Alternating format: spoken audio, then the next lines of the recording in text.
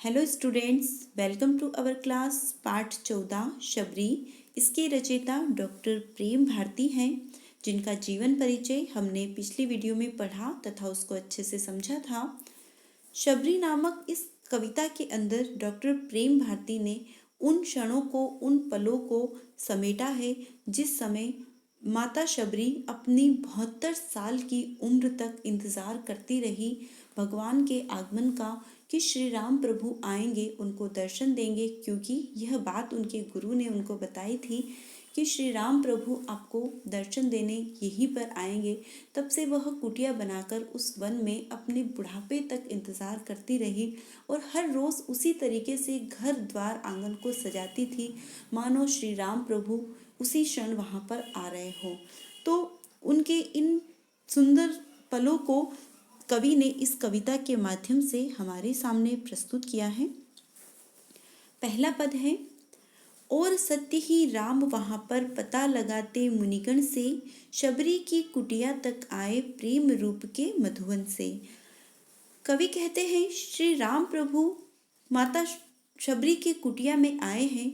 यह सत्य है कि उन्होंने सभी मुनिगण से पता पूछते पूछते माता शबरी के आश्रम में आकर वह रुके, प्रेम पूर्वक उस कुटिया के अंदर प्रवेश किया। चारों तरफ कुटिया के ऐसा लग रहा था मानो मधुवन है, एक सुगंधित पुष्प का बगीचा है, ऐसा सारा वन का वातावरण दमक रहा था, क्योंकि माता शबरी 72 साल की उम्र तक वहाँ पर श्री राम प्रभु के इंतज़ार में तपस्या करती, पूजा प्रार्थना करती, तो वो वातावरण बहुत ही पवित्र और सुगंधमय हो गया था।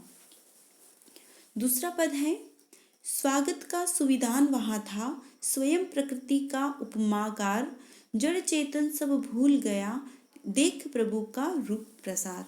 ऐसे में स्वागत की सारी सुविधाएं वहाँ थी, कुछ भी नहीं था, उसके बावजूद भी सारी स्वागत की सुविधान था। सुविधान मतलब सुंदर नियम वाला, सारे के सारे बहुत ही सुंदर सुंदर नियम वाले वहाँ पर स्वागत करने के लिए चीज़ें थी। प्रकृति ही स्वयं उनका स्वागत कर रही थी, अपने आप ही फूल बिछ रहे थे, हवाएं चलने लगी, सारा वातावरण बहुत ही पवित्र और सुगंधमय हो गया था।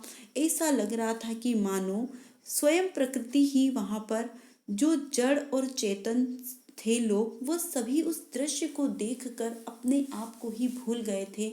जड़ और चेतन सभी प्रभु की उस रूप को देखने के लिए तरस रहे थे, जो रूप आज उनके सामने प्रस्तुत हुआ था।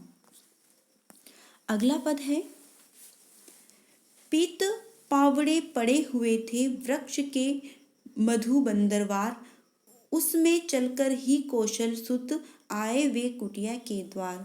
वहाँ पर पीत पावड़े मतलब अपनी आँखों के झरोके बिछाए हुए सारे पेड़ पौधों के वृक्ष के पत्ते, उनके फूल ऐसे बंदरवार बिछाए हुए थे, ऐसे स्वागत के लिए वहाँ पर तैयार खड़े थे, जैसे मानो हर पल उनको श्री राम प्रभु के आगमन का ही संदेश मिल रहा हो, चाहे वो हर पल उनके इंतज़ार में ही खड़े हो। ऐसा लग रहा था कि सारे वृक्ष ही उनका स्वागत कर रहे हो।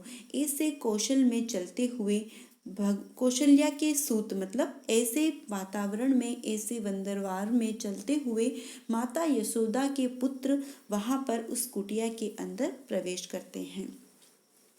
चौथा है, खड़ा गगन का दीप स्वयं ही, लिए सूर्य की ज्योति महान, ताराओं के पुष्प अलक्षित धूप आरती का भगवान।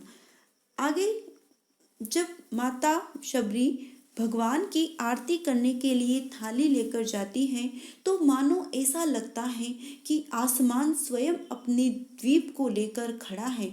आसमान रूपी थाली के अंदर सूर्य रूपी ज्योति चमक रही है और तारे रूपी पुष्प वहाँ पर संजोए गए हैं, और पुष्प सूरज के होने की वजह से, सूरज की रोशनी ज़्यादा होने की वजह से अलक्षित मतलब दिखाई नहीं देना, अदृश्य हो जाना। सारे जो तारे थे वह अदृश्य हैं, परंतु फूल रूपी उस थाली के अंदर बैठे हैं। धूप आरती का भगवान, और सारे मिलकर भगवान की धूप दीप और आरती गा रहे हो। ऐसा लग रहा है कि सारा आसमान ही एक थाली बन चुका है, उसके अंदर सूर्य रूपी ज्योति जल रही है और सारे तारे पुष्प रूपी उस थाली के अंदर संजे हुए हैं। इस प्रकार से माता भगवान श्री राम की आरती करती हैं। इससे आगे हम अगले वीडियो में पढ़ेंगे। तब तक के लिए आप सभी को इसके भाव स्पष्ट को अपनी कॉपी में अच्छे से लिखना है तथा इसको याद करना है। Thank you all of you.